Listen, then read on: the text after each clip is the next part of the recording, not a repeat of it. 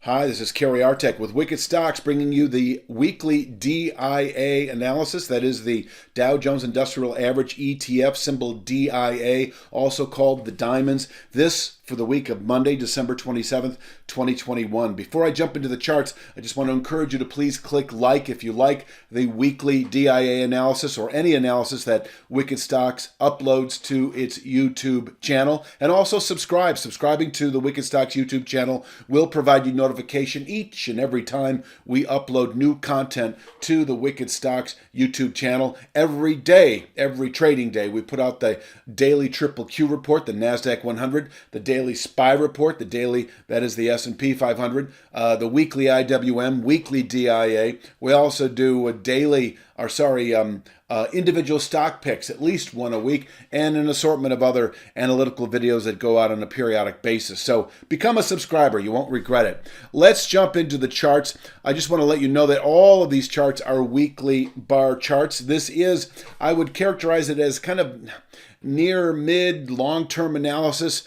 This is not well suited for day traders unless you happen to test some of these levels. This is more of a broad brushstroke analysis of the Dow or the DIA, the ETF. And we do have decent support. I call this midterm support, 343.83. Anything that can contain monthly selling pressures, even quarterly selling pressures, I call midterm support. Something that could contain quarterly to annual selling pressures, I call long-term support. So 343.83, that channel bottom, we actually tested about a month ago. It did contain the selling pressures a month ago. It can continue to do so this week if tested, and above which the channel top presently at 368.36 is in reach by the end of January or sooner. That sooner could be this week if we can get up and over 362.87, which is nothing more than the high weekly settlement price from the first week of November, the all-time high weekly settlement price. It held nicely a couple of weeks ago. It's there. It can contain daily buying pressures, possibly for the week itself. But if we close above 362.87, we're just another couple of days away from actually reaching that 368.36 channel top, where we could top out through January and from there fall back to the 343.83 channel bottom within 3 to 5 weeks or less. Now, if we were to close above 368.36, our first target would be probably in the order of about 3 to 5 weeks at 395.28 full channel extension. I use that as a targeting mechanism.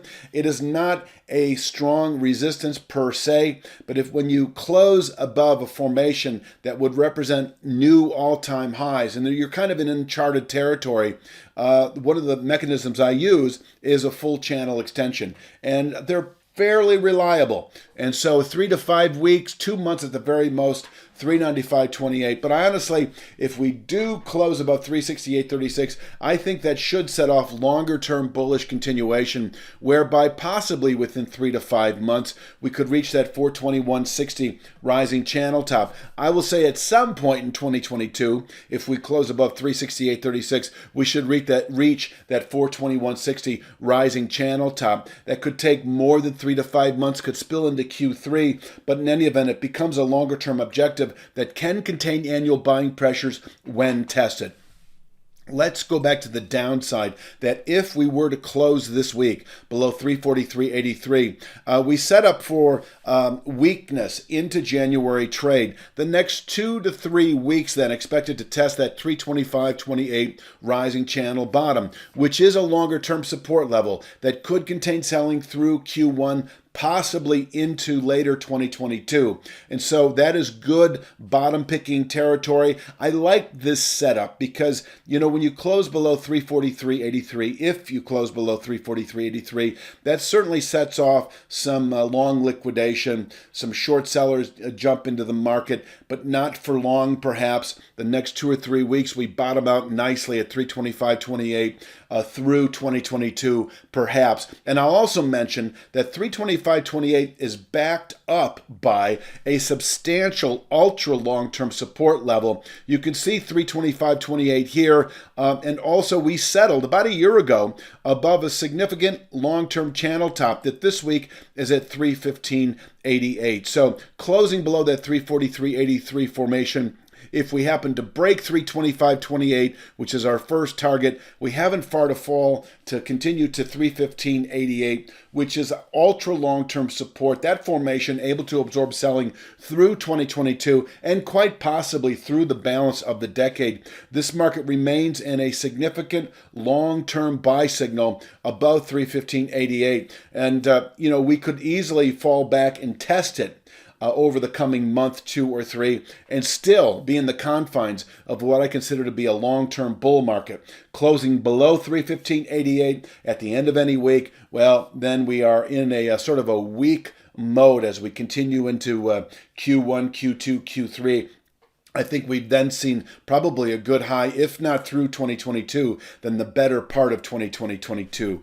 Did I say 2022? I did say 2022. I meant 2022. All right. So I think that's about it. I think it kind of covers it.